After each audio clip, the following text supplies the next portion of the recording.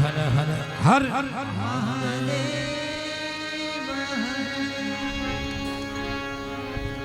Nandanandan Yadunandan Yashodanandan clean clean કરો. વા ભગવાન બાલકૃષ્ણના ચરણોમાં વંદન. આ નૈમિષારણ્યની પાવન ધરા ઉપર જે ચેતન અચેતન જે ચેતનાઓ છે એમના ચરણોમાં વંદન. સાધુ સમાજ, સંત સમાજ, સંન્યાસી સમાજના ચરણોમાં વંદન. હરિદ્વાર ગ્રુપ દ્વારા આયોજિત અને આપ સૌ જે ભક્તો પધાર્યા છો એમના ચરણોમાં, એમના હૃદયમાં સ્થિર ભગવાન બાલકૃષ્ણને કોટી કોટી વંદન. સૌને જય શ્રી કૃષ્ણ, જય માતાજી, હરિઓમ.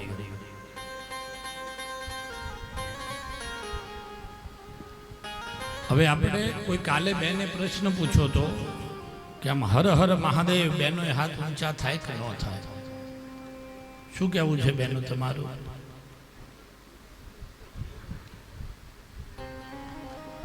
યુટ્યુબમાં બહુ જોઈએ ને બહુ સર્ચ નહીં મારવાનું.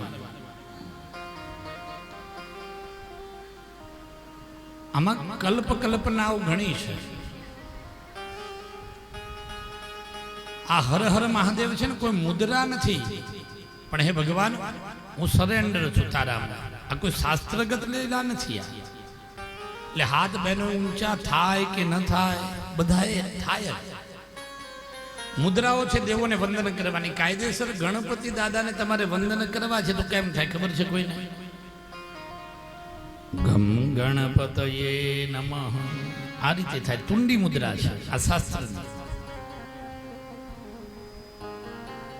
ભગવાન રામ છે, કૃષ્ણ છે, અથવા તો કનૈયાના 24 અવતારો છે, ત્યાં વંદન કાયદેસર આમ થતા નથી.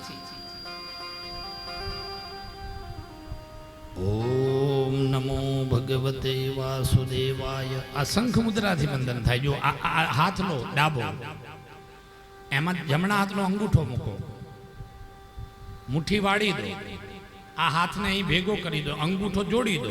આ શંખ થયો. આ શંખ મુદ્રાથી વંદન. આ અંગૂઠો અડવો જોઈએ.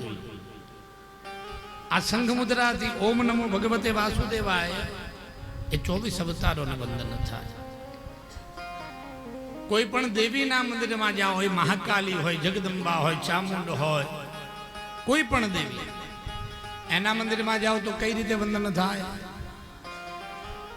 આ ત્રિખંડ મુદ્રાથી વંદન થાય. આ બે વંચેલી આંગળી વાળી દો, આમ અડાડો, આ બધી જોઈન્ટ કરો, આને ત્રિખંડ મુદ્રા કહેવાય.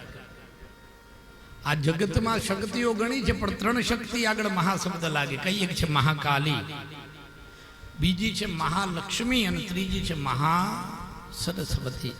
આ 3 શક્તિઓ ભેળી થાય એટલે આપણે કહીએ છીએ જય હો માં જગદંબે. અને શિવને વંદન કરવા હોય તો આમ કરો, આ 2 આંગળી સીધી, આ 2 આંગળી ઊભી, આ 4 આંગળીઓ ભેગી કરો. આ લિંગ મુદ્રાથી, આનાથી ભગવાન મહાદેવને વંદન થાય. એટલે કહેવાનો ભાવાર્થ હાથ ઊંચા કરો છો ને બેનો એક થાય. ઘણી બહેનોને માનસિકતા એવી છે કે બીલી તોડાય કે ન તોડાય સ્ત્રીઓથી છે ને, બધા બહેનો તોડાય. શિવકથામાં ઉલ્લેખ છે, બહેનો જો ભગવાન મહાદેવ ઉપર પોતે અભિષેક કરી શકે, બીલીપત્ર ચડાવી શકે, એની પૂજા કરી શકે તો બીલી તોડાય નહીં એમનાથી? તોડાય. પણ જે આ યુટ્યુબ ઉપરથી જ્ઞાન મેળવેલા છે ને એમને થોડી તકલીફ પડે. તો એટલે હાથ થાય. કોઈ પ્રાયશ્ચિત નથી. આપણે આમ કોઈ બંદૂક લઈને ઉભો રહે તો આપણે આમ કરી દઈએ ને, એંજાબ પ્રભુ હું તારા શરણે છું, આવો ભાવ છે. એટલે બહેનો હાથ ઊંચા થાય. ખાલી બહેનો દંડવ્રત નમસ્કાર ન કરવા. દંડવ્રત એટલે આમ ઊંધા પડીને કરો છો ને, બહેનો વર્જિત છે. એ નમસ્કાર ન કરવા. તો આવો આપણે કાલે ક્યારે ક્યાં હતા?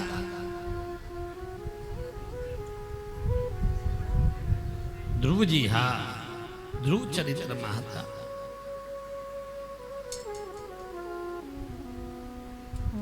તો આપણે ધ્રુવ ચરિત્રમાં જોયું ભગવાનને 5 વર્ષની ઉંમરમાં કહેવાય છે ભગવાન ધ્રુવજીને પ્રાપ્ત થયા.